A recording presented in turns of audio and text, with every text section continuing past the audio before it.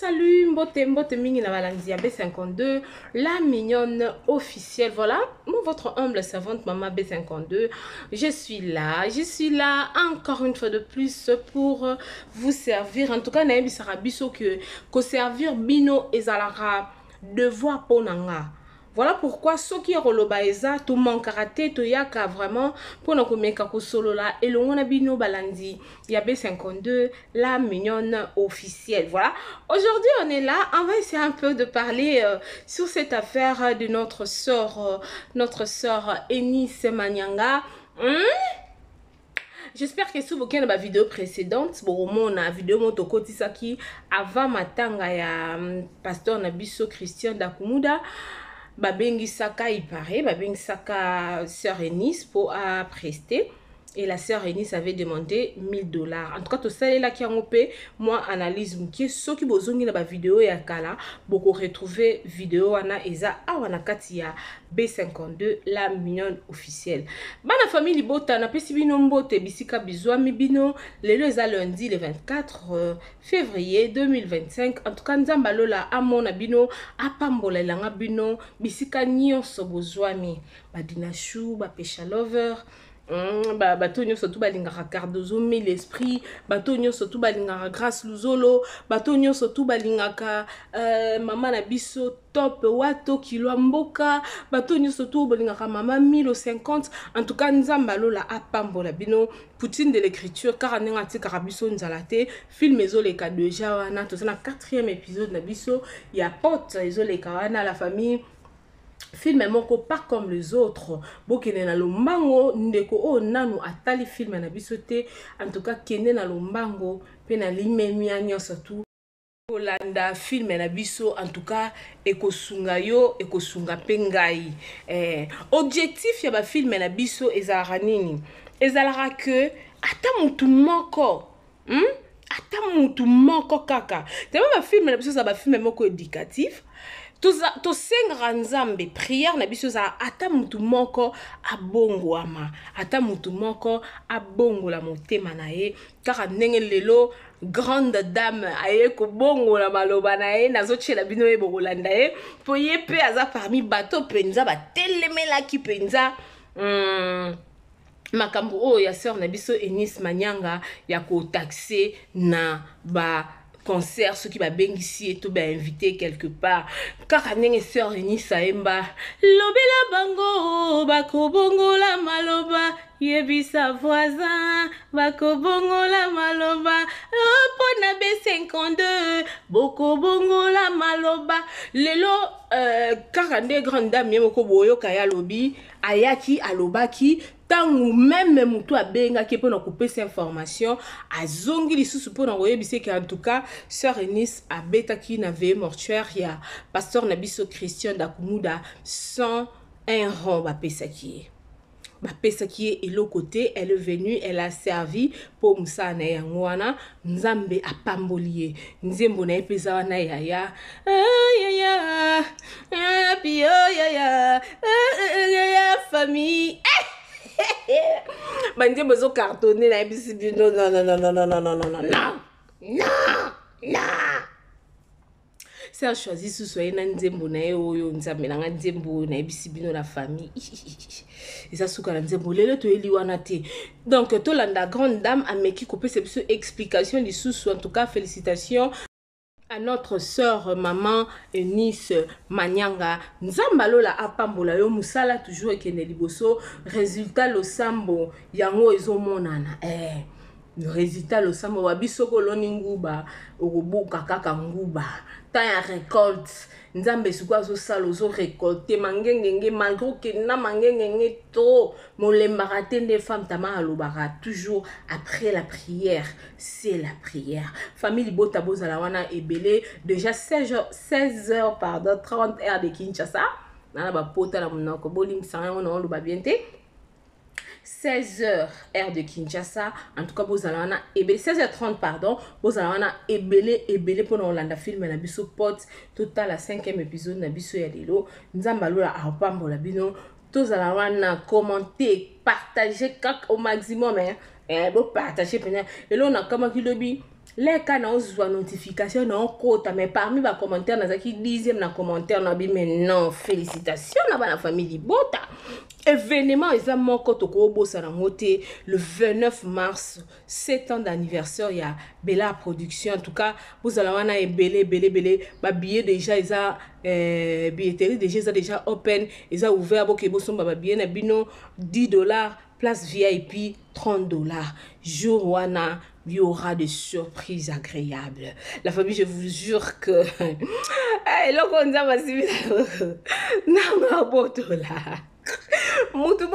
pouvoir au boto là. Nous avons sa vision. Après ça, na provision. Donc, belle vue, félicitations. Journée à le 29 et Zoya, bientôt dans quelques jours. Tozoko kutana na chobeuse pour nous célébrer. Tika bisoto célébrer. Moi, on a 7 ans déjà, bandi classe, ça c'est la deuxième primaire, si je ne me trompe pas.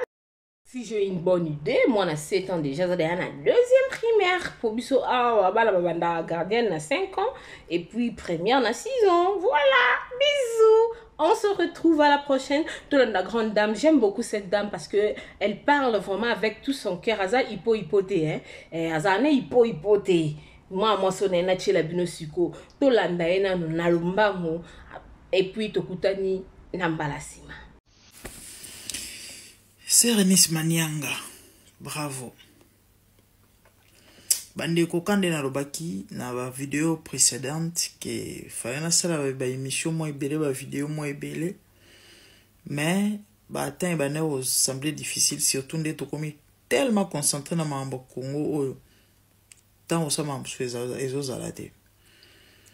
Pourquoi na félicité sœur Eunice Manianga? Toya koloba kakate. Soki mabe izali. To soki bandeko basali mabe. Neti to koma batu mo oyo to vizaka mabe. C'est l'image o batu msusu bazala na ya biso. Yangai. Il y a des gens qui croient que nga musana nga kaka awa wana yaka koya ko taxaka batu. Non, loin de là. Sauf que dans la mission, ton ministère, il y a redressé. Ah oui, non pas pour naza parfaite, mais ça nous a amené mutu. A chenga kapita. Ministère on a nzamba pesa ngwana. So na moni nde ona na libunga. Nazo ngisa na nzela. Oui. La famille na yaki ya mikolo utu koleka. Na webisa bino ke non, naza deshi ba bengi ngai. Na bandeko ya matanga ya Dakumuda pona koloba na ngai ke Sœur Eunice babenga keke no yemba babenga manager na voilà manager alobi ke déplacement Eunice c'est $1000. Vous vous rappelez to ça y vidéo o bato bele basilikaki basiliki la yenga ke no eza musala na ye azana droit osenga ba mbongo to pe ko taxer to ko charger ba cacher tout ce que vous voulez. Comme ça balobaki non na musala nzambe eza biblique te et ataswa osenga il faut sala on na ndinga modération bo mona bato bele ba komana ba commentaire nga ko to bengisa na convention a senga 8000 a senga 3000 bandeko sangwa malamu to pe bonne nouvelle good news ezake Sœur Eunice abetaki na matanga na veillée babenga ngonene si c'est un veillée mortuaire oui na veille ya enterrement ya papa na biso Dakumuda Sœur Eunice akendaki kobeta na matanga kaka moto abengaki nga po epsana ke mama to sepeli na mamboni sa salite la même personne m'avait appelé pour me dire que oh grande dame na bosana ko ebisa yo Sœur Eunice abetaki na matanga abitika olobabu nzamba azwa lokomo et abetaki asengaki azwaki mbongo te to pasengaki mbongo te sikona lobi bino boya ochemino milai awa ke il faut senga mbongo so asengi te siko faire fonctionner coupe ndene na kufuta bato ndene na kufuta instrument ndene siko ndenge abeti gratos so na bino boya no pesa mbongo et sengona ngezane et sengona ngeza yende kwa se ressaisir peut-être les gens diront au baroloba ote asala yango pota mususu ta mususu etali bino. Mais nga tout ce que moi je sais ezaki mwana na nzambe soki abungi toi trébiché kobunga c'est trop dire à fauter la Bible dit nous branchons tantôt d'une manière, tantôt d'une autre. Tout le monde a sa faiblesse, tout le monde a robé talibaku, tout le monde a roko, il y a même moi qui vous parle. Naza parfaitité. En aucun jour, na loba na bino que non ngande. Nazali soki non. To bisonyo so bato. Tozo ko bunda. To zala sembo. To pe to tambola ndenge nzamba lingi. OK? Mwana nzambe so asali mabe asi resezi zaka. Soki ndiko azaki orgueilleuse topé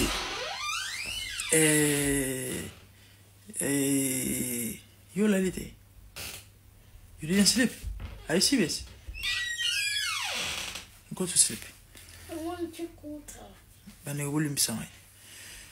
Soki ndeko azalaki lolendo to ou encore je sais pas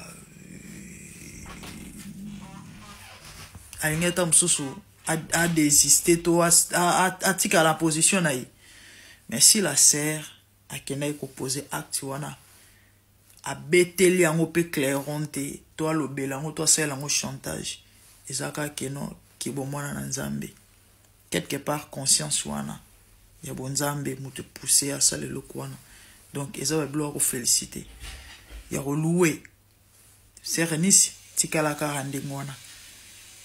C'est vrai qui travaille à l'hôtel mange à l'hôtel.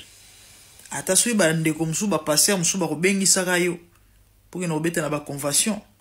Mama e zala modéré. Na kosenga mbongo ba 8000 te ya mbongo za pasi. Ina ba église ngoka we ya koluka luko surtout ya ba Kongo wana. Sala ona ndinga ki bana na nzambe. Nzamba ko zo lokumu. Ba ndeko bele bazana ba yembela ka nzambe. Autant msu basala rapé succès na ba époque na bango banzemu na mon petit lelo yemba mortel que papa de ningonde baza ebele ye karaté ba bengi saka ba on peut ba yena oyemba ba bokola rapé ba famille baza pe na ba basi na babana et autres ba vivre na bango bible zolo ba maman si nous avons mangé ou encore il y a na rolata cela nous suffit. Vraiment merci, que Dieu te bénisse pour na acte yo posaki et nzamba continue au salo bolamu a continue au pambola yo et na musalo yo sala nzimbo ya yezo ko cartonner lisusu gloire à Dieu. Mais maman na ngai il a conseil so biso bande ono to lobité bato mususu ba kolobate maman iniskende sport et au sungayo nano balite nano botite surcharge à poids mingi et oh baby kobo melona musalo ozo sala na yoka ki sango ya video yo zo ko kitana mutuka te na GPT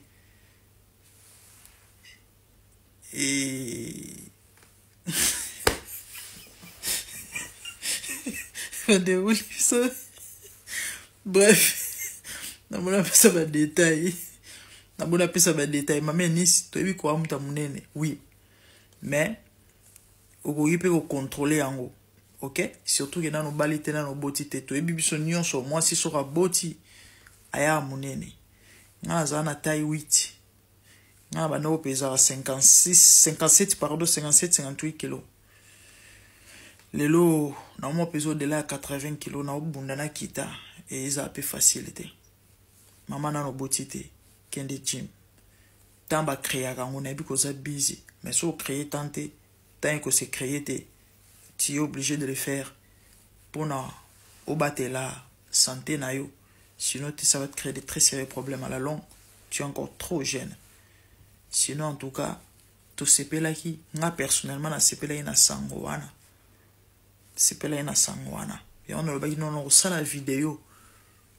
So ina rimbango ya koloba par rapport ya oyo na sepela ina ngote o pe fona koloba parce que nzamba zwi lokumu. Mama Nisi yeso amati eloba mama gerda.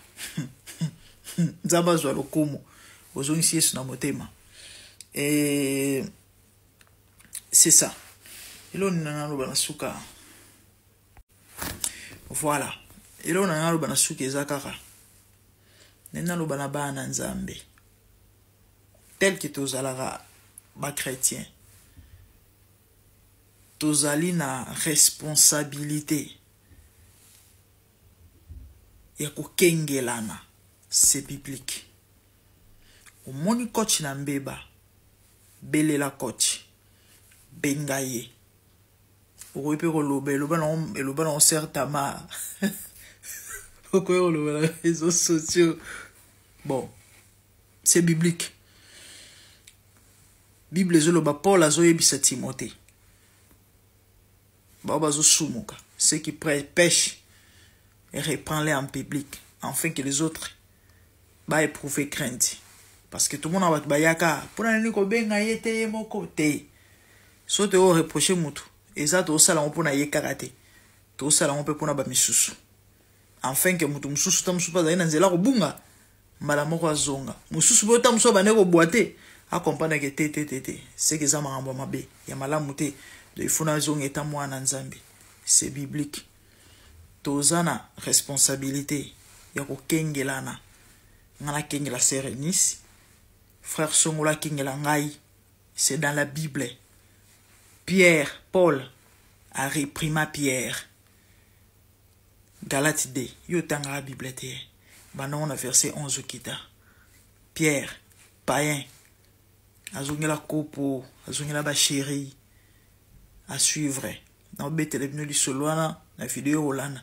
Hey yeah! Depuis année bandi oningisi nzoto te tala occasion yango yo olata obima osepela na temple ya artiste ya grande renommée o yebana ezali showbiz yaka ko vivre pe ko fêter 7 ans ya Belleville TV oyezali cadeau signé Bellard Production andimi offrir bino spectacle riche en couleurs le 29 mars oyo avec ba one man show oyo ba komema bino na niveau bolingaka bon retrouver ambiance bon retrouver bonne humeur oyo nanu bozwa quitté depuis début année avec ba one man show lokola décor ilonga Gladys Aïda, Mama Kalunga, Mama Moseka, Marie-Jeanne Bololé, Gesho Engange, sans oublier Yemoko Belleville Kandi, Akozalawana, Pona Kosepelisa bino. Yo muto tuninga droit d'entrée, et Zali na $10 ya pamba, $30 pona ba place VIP, gagner temps, yo muto lingo habillé, benga na ba numéro oyo, Okozala Mobimba. Yo